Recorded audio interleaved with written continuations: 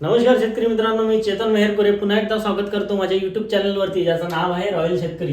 तर शेतकरी मित्रांनो, आज आपण बघणार आहोत मातीचा पीएच म्हणजे काय। तर बरेचसे शेतकऱ्यांना प्रश्न असतो की मातीचा पीएच म्हणजे नेमका काय। तर शेतकरी मित्रांनो, मातीचा पीएच म्हणजे आपली माती आम्लीय आहे किंवा क्षारीय आहे हे दाखवणारा मापदंड म्हणजे पीएच। तर शेतकरी मित्रांनो, पीएच हा 3 प्रकारचा असतो। एक तर तो न्यूट्रल असतो, म्हणजे 7 वर असला तर तो न्यूट्रल राहतो।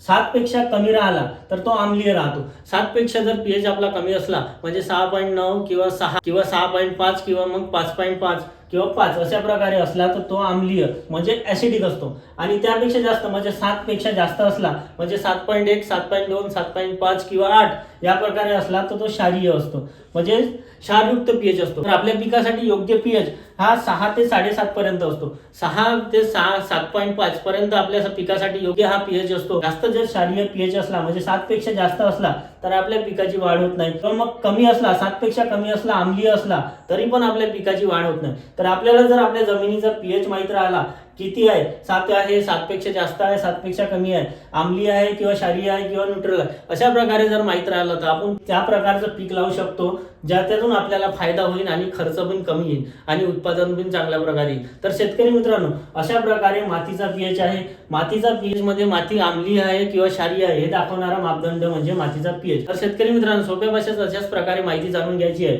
तर माझ्या रॉयल शेतकरी या युट्यूब चॅनलला सबस्क्राईब नक्की करा। धन्यवाद।